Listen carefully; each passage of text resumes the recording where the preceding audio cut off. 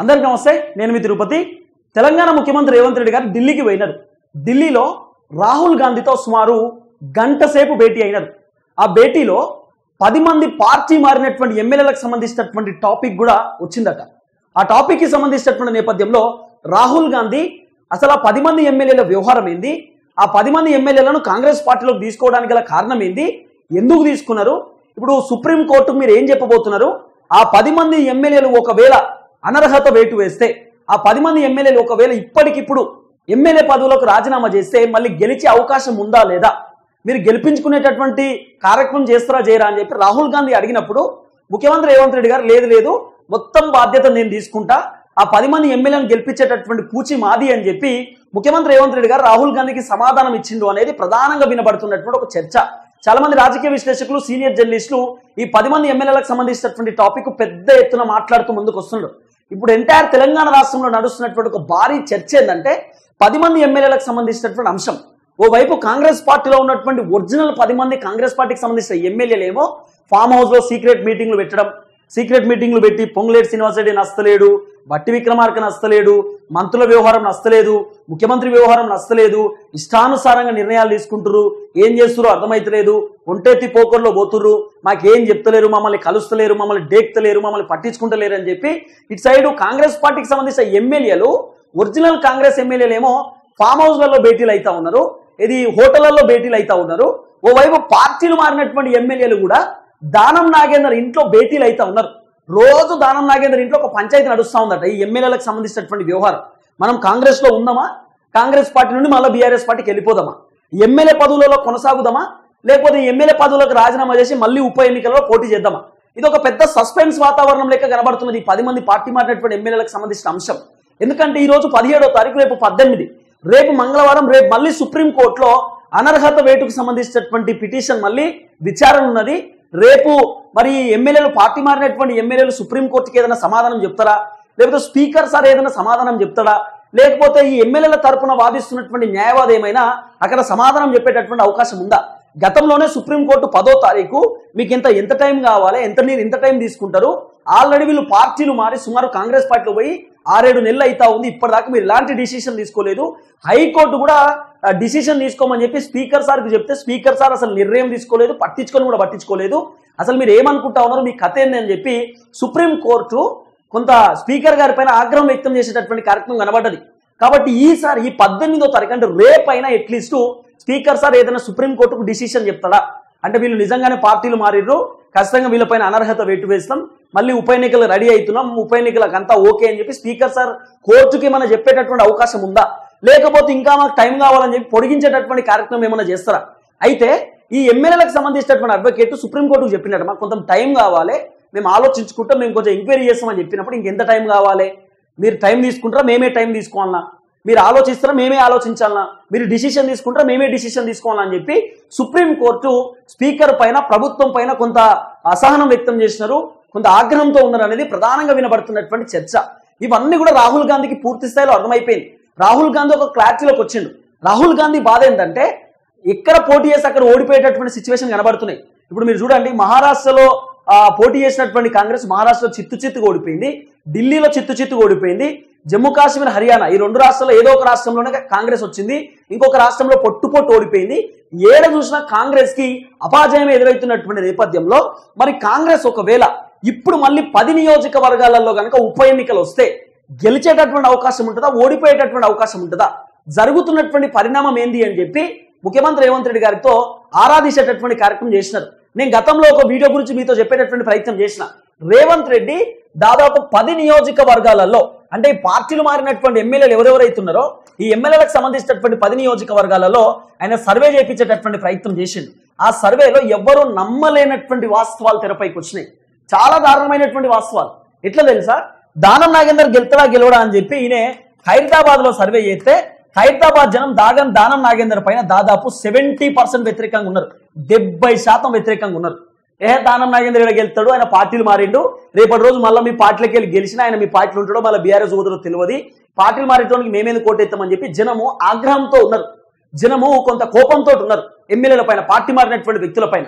ఎందుకంటే జనము ఓట్లేసి గెలిపించిందేమో కారు గుర్తును, వీళ్ళు పార్టీ మారిందేమో చేయి గుర్తు పైన వేయరు.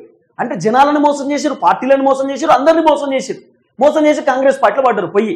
కాబట్టి జనం కూడా కొంత కోపంతో ఉన్నారు. ఓడేమో ఖైరతాబాద్ పైన కొంత ఇబ్బందికరమైన వాతావరణం ఉంది. స్టేషన్ గన్పూర్ కడియం శ్రీహరి 50-50 ఛాన్స్ గెలిచే అవకాశం ఉండొచ్చు, ఉండకపోవచ్చు, చెప్పలేము.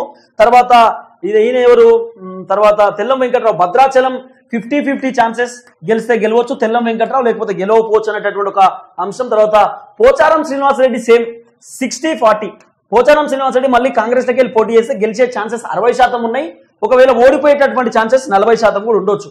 తర్వాత ఎవరు బాన్స్వాడకి సంబంధించినటువంటి పోచారం శ్రీనివాసరెడ్డి, అరకెపూడి గాంధీ షేర్లింగంపల్లి. ఈ అరకెపూడి గాంధీ గెలుతడా గెలవడా అనేటటువంటి అసలు 1% కూడా లేదా షేర్లింగంపల్లిన. అరకెపూడి గాంధీ పోటీ చేస్తే 50-50 గెలవచ్చు, ఓడిపోవచ్చు, దాంట్లో వేరే ఆప్షనే లేదు. తర్వాత కృష్ణమోహన్ గద్వాల్, ఈయనకి 40% గెలిచేటటువంటి ఛాన్స్, 60% ఓడిపోయేటటువంటి ఛాన్సెస్ ఉండొచ్చు. తర్వాత గూడెం మైపాలరెడ్డి పడాన్ చెరు, గూడెం మైపాలరెడ్డి 20% గెలవచ్చు, 70% నుండి 80% ఓడిపోయేటటువంటి ఛాన్సెస్ కనబడుతున్నాయి. తర్వాత కాలయాదయ చేవెళ్ళ, ఈ చేవెళ్ళలో కాలయాదయకు సంబంధించినటువంటి వ్యవహారం కూడా గంటలనే ఉన్నది. 50-50 ఛాన్స్, గెలిస్తే గెలవచ్చు లేదా ఓడిపోవచ్చు.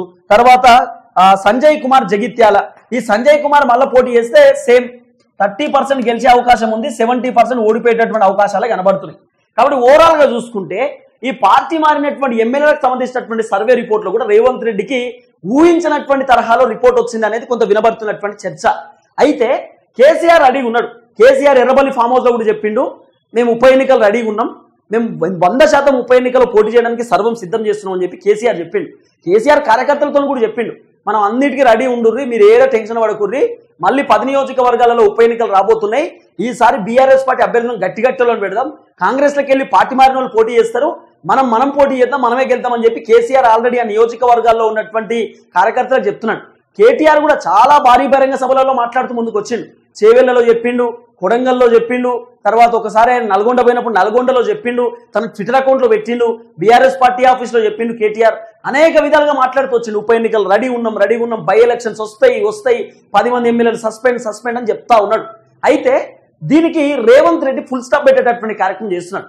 ఫుల్ స్టాప్ పెట్టేటటువంటి సిచ్యువేషన్ కనబడుతుంది. రేవంత్ రెడ్డి ఏం చెప్తున్నాడు అంటే, ఎస్ ఉప ఎన్నికలకు మేము రెడీగా ఉన్నాం, గెలిపించుకునే బాధ్యత నేను తీసుకుంటా, మళ్ళీ ఇప్పుడు ఉప ఎన్నికలు వస్తే కాంగ్రెస్ పక్కా గెలుస్తుందని చెప్పి రేవంత్ రెడ్డి చెప్తున్నటువంటి మాట. పక్కా గెలుస్తాడు, 100% గెలుస్తాడు, దాంట్లో వేరే ఆప్షన్ లేదట రేవంత్ రెడ్డి చెప్తున్నాడు. అంటే రాహుల్ గాంధీ రేవంత్ రెడ్డికి కొంత స్ట్రిక్ట్లీ ఇన్స్ట్రక్షన్స్ ఇచ్చినట్టున్నాడు. పక్కా ఉప ఎన్నికలు వస్తాయి, సుప్రీంకోర్టు సీరియస్గా ఉన్నది, రేవంత్ రెడ్డి కూడా అర్థమైపోయింది. సుప్రీంకోర్టు అంటే మేము కోర్టుని గౌరవిస్తాం, చట్టాలను గౌరవిస్తాం, కోర్టు ఏ డిసిషన్ తీసుకుంటే ఆ డిసిషన్స్కి మేము కట్టుబడి ఉంటామని చెప్పి రేవంత్ రెడ్డి చెప్తున్నాడు. అంటే రేవంత్ రెడ్డికి సీన్ అర్థమైపోతుంది. రేవంత్ రెడ్డికి పూర్తి స్థాయిలో మమ్మల్ని వదిలిపెట్టేటటువంటి అవకాశం లేదు కోర్టు కూడా. ఎందుకంటే ఈ పార్టీ మారినటువంటి ఎమ్మెల్యేలు వీళ్ళు గెలిచిందేమో బీఆర్ఎస్ పార్టీలో, వీళ్ళు గెలిచింది బీఆర్ఎస్ పార్టీలో గెలిచిర్రు, బీఆర్ఎస్ పార్టీ కారు గుర్తు పైన గెలిచిర్రు, ఆఖరికి వీళ్ళు ఏం చేసిర్రు, బీఆర్ఎస్ పార్టీ కారు గుర్తు పైన గెలిచి కాంగ్రెస్ పార్టీలోకి వచ్చారు. అయితే ఎమ్మెల్యేలు ఏం చేయాల్సింది ఉండే అంటే, దానం నాగేంద్ర అయినా, లేకపోతే తెల్లం వెంకట్రావు, లేకపోతే కడియం శ్రీహరి, పోచారం శ్రీనివాసరెడ్డి, అరకెపూడి గాంధీ, కృష్ణమోహన్, గూడెం మైపాల్ రెడ్డి, కాళయాదయ, సంజయ్ కుమార్, వీళ్ళు ఏం చేసేది ఉంటే అంటే, బీఆర్ఎస్ పార్టీకి వీళ్ళు గెలిచారు, కారు గుర్తుల గెలిచి వీళ్ళు ఏం చేయాలి, కాంగ్రెస్ పార్టీలోకి వచ్చారు. వీళ్ళు బీఆర్ఎస్ పార్టీలో గెలిచినప్పుడు బీఆర్ఎస్ పార్టీకి సంబంధించినటువంటి ఎమ్మెల్యే పదవి కూడా రాజీనామా చేయాల్సిందే. నేను గెలిచింది బీఆర్ఎస్లో, ఈ బీఆర్ఎస్ పార్టీకి రాజీనామా చేస్తున్నా, బీఆర్ఎస్ పార్టీకి గెలిచిన ఎమ్మెల్యే పదవి కూడా రాజీనామా చేస్తున్నా, నేను ఇప్పుడు కాంగ్రెస్కు పోతా, కాంగ్రెస్లోకి వెళ్ళి పోటీ చేస్తా, మళ్ళీ గెలుతా అని చెప్పి ఇట్లా వచ్చేది ఉండే. ఈటల రాజేందర్ ఎట్లయితే బీఆర్ఎస్ పార్టీకి మంత్రి పదవికి రాజీనామా చేసి ఎమ్మెల్యే పదవికి రాజీనామా చేసి బీజేపీ నుండి పోటీ చేసిండో, ఈ ఎమ్మెల్యేలు కూడా అట్లా పోటీ చేసేటటువంటి అవకాశం ఉంటుండే. కానీ ఇట్లా చేయలే. వీళ్ళు ఏమనుకుర్రు, గట్లెట్లుంటది, మేము ఇట్లా చేసినా మేము నిలబడతాం, మేము మొత్తం తీస్మార్కాలలో మేము మాకంటే మునగాడే లేడని చెప్పి మమ్మల్ని రేవంత్ రెడ్డి కాపాడతాడు అనేటటువంటి ఆలోచనతో 10 మంది ఎమ్మెల్యేలు ఇక కాంగ్రెస్లోకి వచ్చారు. వచ్చిన తర్వాత కేసీఆర్ ఎక్కడ ఆగిందంటే ఆగలే. హైకోర్టులో రీపిటిషన్ దాఖలు చేసిరు, హైకోర్టులో వాదోపవాదనలు నడిచినాయి, ఆ తీర్పు రిజర్వ్లో పడ్డది. తర్వాత తీర్పు వచ్చింది, స్పీకర్ సార్ చేతిలో నిర్ణయం ఇచ్చినారు, స్పీకర్ డిసిషన్ తీసుకుంటలేడని చెప్పి చక్కగా వీళ్ళు పెద్ద కోర్టు సుప్రీంకోర్టుకు పోయారు. సుప్రీంకోర్టులో ఇప్పుడు వారం కేసు ఆల్రెడీ ట్రయల్స్ నడుస్తూ ఉంది, కేసు పూర్తి స్థాయిలో తెర ముందుకు వస్తున్నది. కాబట్టి మళ్ళీ 18వ తారీఖు అంటే రేపు మళ్ళీ ఈ ఎమ్మెల్యేలకు సంబంధించినటువంటి అంశం మళ్ళీ కోర్టులో ఉన్నది. కాబట్టి రేపు మరి స్పీకర్ సార్ ఎలాంటి నిర్ణయం ఇస్తాడు, స్పీకర్ సార్ ఎలాంటి డిసిషన్ తీసుకుంటాడు అనేది పెద్ద సస్పెన్స్ వాతావరణం కనబడుతున్నది. కానీ నాకు తెలిసి రేపు మేము కూడా రెడీ ఉన్నామని చెప్పే అవకాశం అయితే కనబడవచ్చు. కొంత చర్చలు అయితే వినపడుతున్నాయి. ఎందుకంటే రేవంత్ రెడ్డి క్లారిటీలో ఉన్నాడు కదా, ఉప ఎన్నికలకు మేము రెడీ అని రేవంత్ రెడ్డి అంటున్నాడు. నేను గెలిపించుకుంటా కాంగ్రెస్ వాళ్ళను, ఏడికైతే ఆడికి రెడీగా ఉన్నాం. ఒకవేళ నిజంగానే వీళ్ళు పార్టీలు మారి వీళ్ళపైన అనర్హత వేటు వేస్తే వేయండి, చట్టాలను గౌరవిస్తాం, ఖచ్చితంగా న్యాయస్థానాన్ని గౌరవిస్తాం, ఎట్లా చెప్తే అట్లింటామని చెప్పి రేవంత్ రెడ్డి కూడా ఒప్పుకున్నాడు. కాబట్టి రేవంత్ రెడ్డి కూడా క్లారిటీకి వచ్చిండు. రేవంత్ రెడ్డి ఉప ఎన్నికలు రెడీగా ఉన్నాడు, కేసీఆర్ కూడా ఉప ఎన్నికలు రెడీగా ఉన్నాడు. ఇప్పుడు ఈ 10 మంది ఎమ్మెల్యేలు కాంగ్రెస్ పార్టీకి వెళ్ళి ఖతమయ్యి, ఏది ఎమ్మెల్యే పదవిలోకి వెళ్ళి ఖతమయ్యి కాంగ్రెస్ పార్టీకి వెళ్ళి మళ్ళీ పోటీ చేయాలి. కాబట్టి ఇప్పుడు మళ్ళీ పోటీ చేయడానికి అంత సర్వం సిద్ధమైతా ఉందనేది ప్రధానంగా వినబడుతున్నటువంటి చర్చ. ఈ అనర్హత వేటుకు సంబంధించినటువంటి వ్యవహారాన్ని చెక్ పాయింట్ పెట్టడానికి రేవంత్ రెడ్డి ఇంకో మాస్టర్ ప్లాన్ కూడా వన్నుతున్నాడట.